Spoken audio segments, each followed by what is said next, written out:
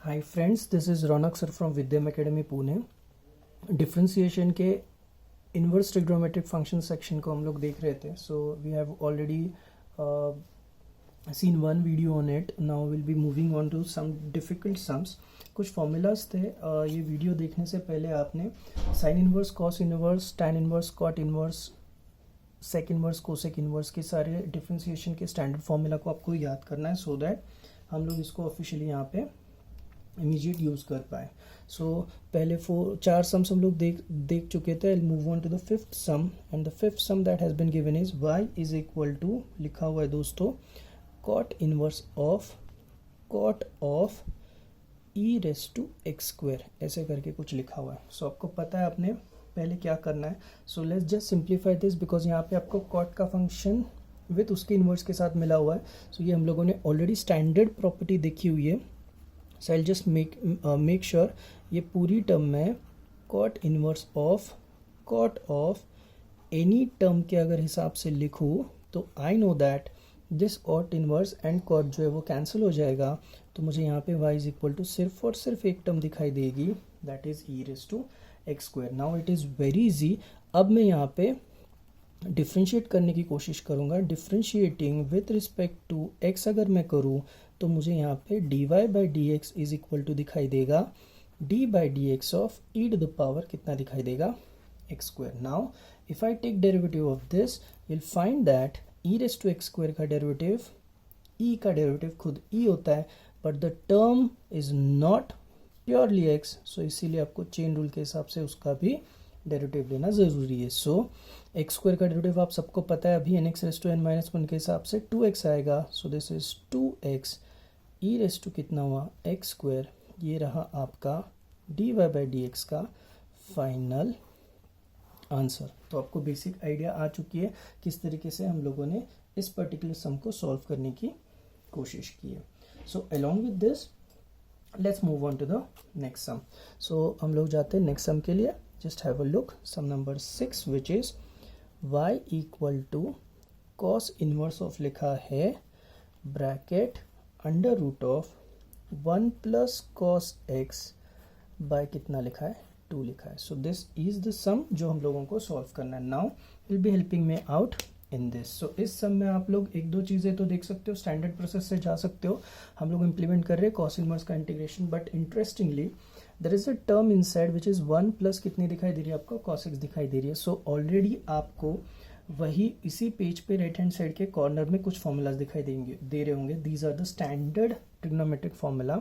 देख सकते हो आप लोग, 1 प्लस कॉस 2x का स्टैंडर्ड आंसर आता है 2 cos square x and so on. मैंने काफ़ी सारे स्टैंडर्ड फॉर्मूलाज लिखे हुए हैं। सो आप खुद ही देख के मुझे बताओ, यहाँ पे आपको 1 प्लस कॉस 2x का स्टैंडर्ड फॉर्मूला का आंसर क्या दिखाई दे रहा है, 2 कॉस स्क्वायर एक्स। मुझे बताओ, जब डबल एंगल है तो answer is in single angle. तो सिमिलरली यहाँ पे y is equal to cos inverse वाली टर्म जैसे वैसे रख के अंडर रूट ऑफ, यहाँ पे है 1 प्लस कॉस एक्स। सो इम्प्लीमेंट करूँ मैं तो मुझे मिलेगा 2 cos square of x by 2। जब डबल एंगल आता है तो वो सिंगल एंगल में आंसर देता है।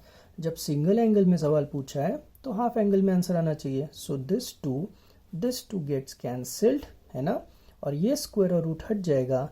तो the answer that you get y is equal to cos inverse of, सिर्फ कॉस ऑफ क्या बचेगा, x बाई 2। आई होप आपको पता चल चुका होगा इस केस में ये कॉस इनवर्स इस कॉस को कैंसिल कर देगा and the answer for y is nothing but only x। सो अब अगर आप डिफ्रेंशिएशन लोगे, सो dy बाई डी एक्स का आंसर में यहाँ पे d by d x of क्या हो जाएगा, x by 2, which is nothing but your answer in this case would be x का डेरिवेटिव 1 होने की वजह से 1 बाई 2 आएगा। Are you guys getting my point?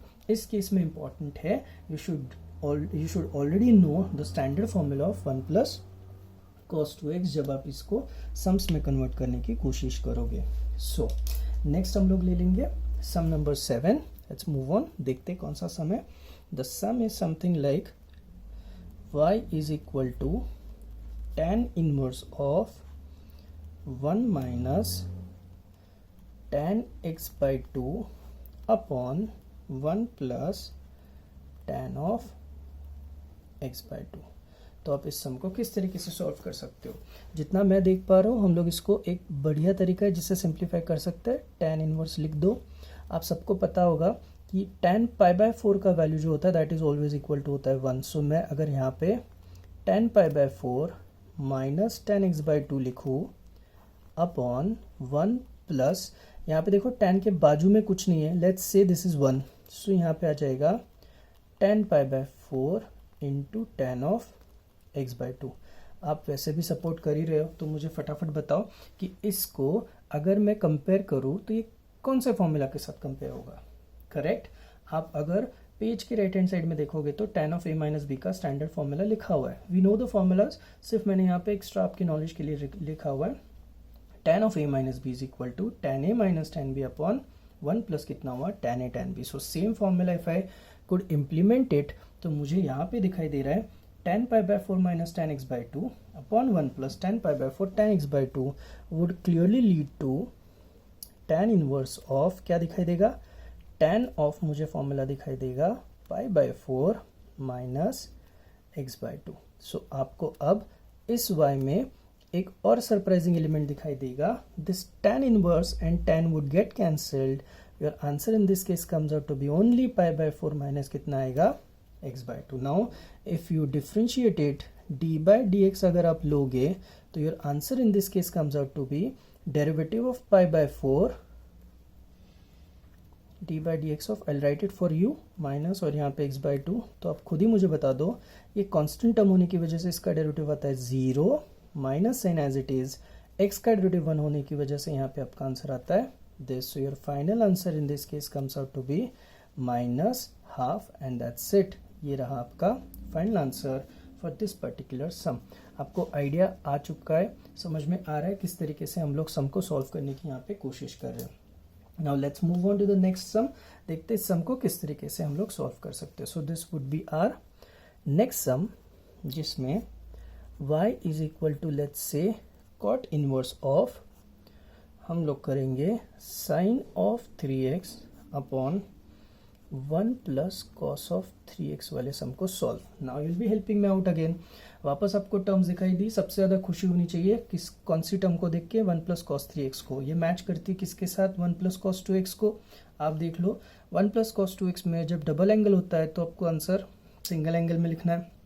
Similarly, you can just have a look at this particular formula, sin 2 theta वाला, sin 2x वाला is 2 sin x cos x। So अगर मैं ये दोनों फॉर्मूले यहाँ पे इम्प्लीमेंट करने की कोशिश करूँ तो I get my answer as to be, चलो हेल्प करो, I get my answer as to be 2। ये हो जाएगा साइन ऑफ, इसका हाफ लेना होगा एंगल में, सो ये दिखेगा कुछ इस तरीके से, है ना।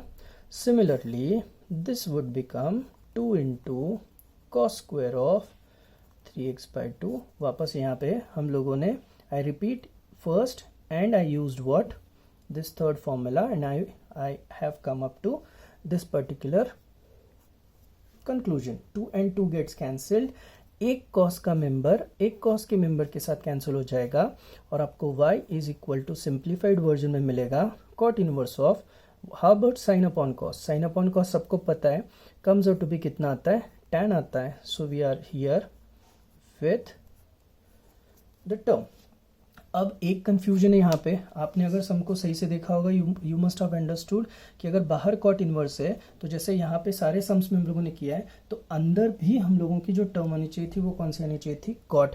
अगर कॉट इनवर्स के साथ कॉट हो तो कैंसिलेशन होके सम इजी हो जाता है। अगर अंदर tan है तो उसको हम लोगों को किसी तरीके से कॉट में कन्वर्ट करना है। सो y is equal to cot inverse, we can not change, but देखो tan को हम लोग किसके टर्म्स में लिख सकते हैं, कॉट के टर्म में, and this will look like cot of कितना दिखाई देगा, π/2 माइनस कितना दिखाई देगा, 3x/2। Now we all are smart enough now कि कॉट इनवर्स और कॉट कैंसिल हो जाएगा, value for y comes out to be π/2 minus 3x/2। Now if I differentiate this, dy/dx का आंसर आएगा, derivative of this is 0 and x का derivative 1, तो बचा सिर्फ minus 3/2। So my answer in this case comes out to be only minus 3/2। Is that clear to you? तो ये जो चारों सम्स हम लोगों ने किए ये आपको समझ में आ चुके हैं, ठीक है, ओके, ऑलराइट, थैंक यू।